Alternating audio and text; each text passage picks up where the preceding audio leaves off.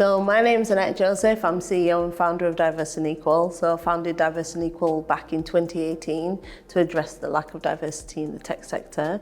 So what we do, we work with organisations to help them understand the tangible business benefits of diversity, so they do it for the right reasons. And then we also train adult career changers from underrepresented backgrounds for roles in tech.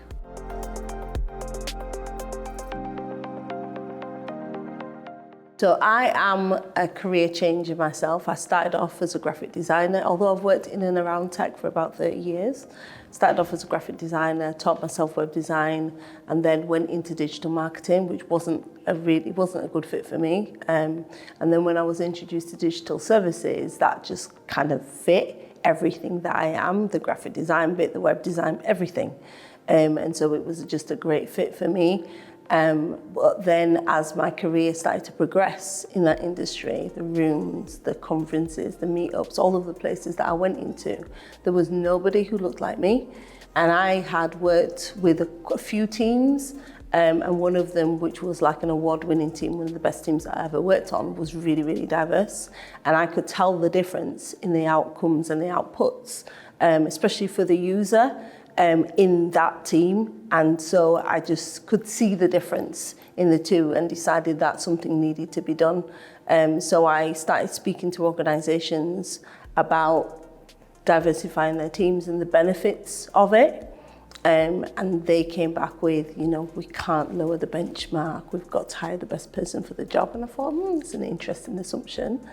And then I went to speak to career changers who were like me, people who had kind of topped out in their roles, really excellent people, but who were really underestimated and probably hit a glass ceiling, and said to them, you should come into digital services. It's just an amazing place for you to be. And they said to me, I'm not good at science, I didn't do maths, so I'm not good at maths. And they automatically discounted themselves.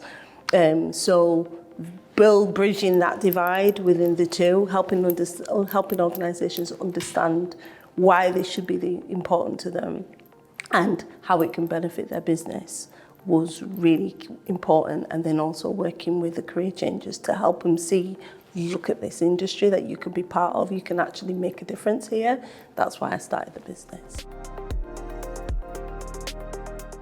So we train adult career changers in user-centered design. So user-centered design, agile methodologies, human-centered design, all of those things is the part of tech before the tech is built. It's the identifying the problem, making sure that we've got the problem identified right, making sure that we have spoken to the users, that the users' needs are right at the center of the solution, and what we're building is actually fit for purpose. And that is key to any technology being rolled out in the right way. And so a lot of organizations actually forget about that bit and kind of roll straight into solutionizing. And I think this is the difference between the organizations that are truly able to innovate and those that just produce outcomes. So that's how we stay on. We engage people who are excellent in their fields. They come in as subject matter experts. They come in with a whole range of transferable skills and unique experiences and points of view. And that diversity in and of itself is what breeds innovation.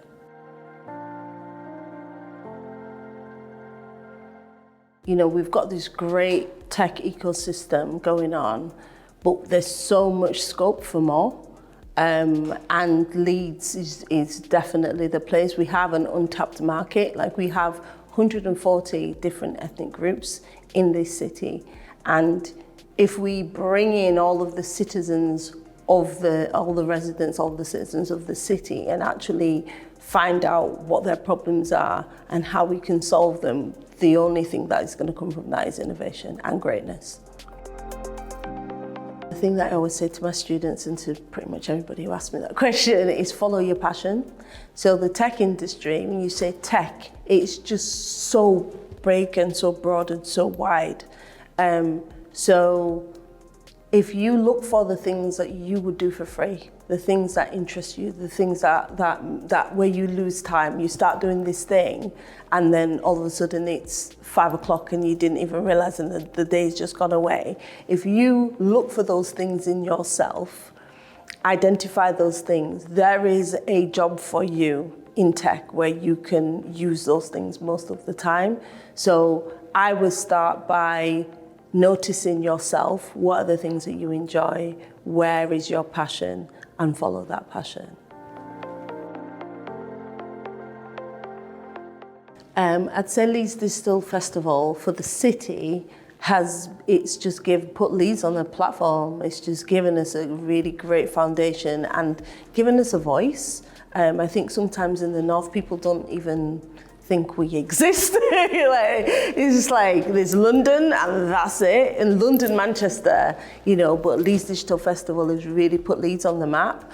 I travel quite a bit across around the country and speak at conferences and things like that. And Leeds Digital Festival is always on people's lips.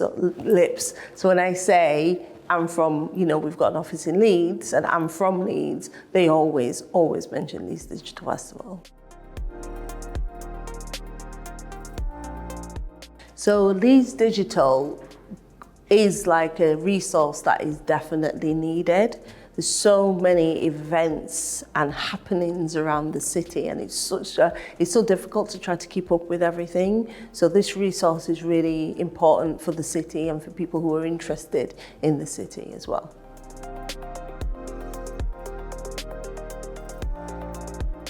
So I would say, my working life it's been very different. I've done this and then I've done that and then I've done this. So this particular version of my working life where I'm working in digital services, so I would say Tom Loosemore, Mike Bracken, Jamie Arnold. So those are the guys that came over from GDS when I was at the co-op.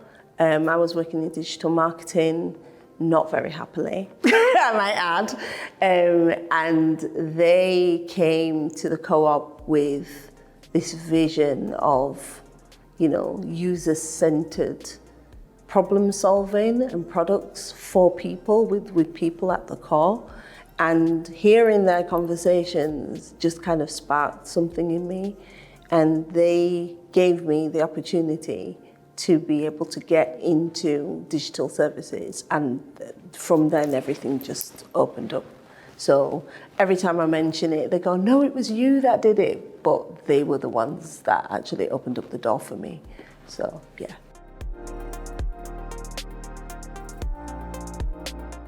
So I actually like political because our lives are, and unless we take more notice of what's going on politically, we're just kind of at the mercy of the tides and just what happens, and I don't think that's good enough. So in terms of levelling up agenda,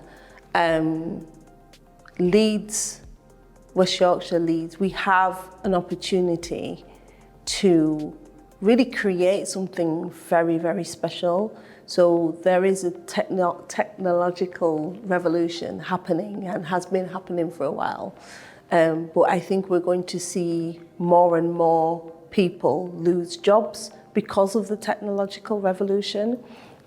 Cost of living crisis, all of the things that are happening. It's really difficult for just people in the region and everywhere, actually.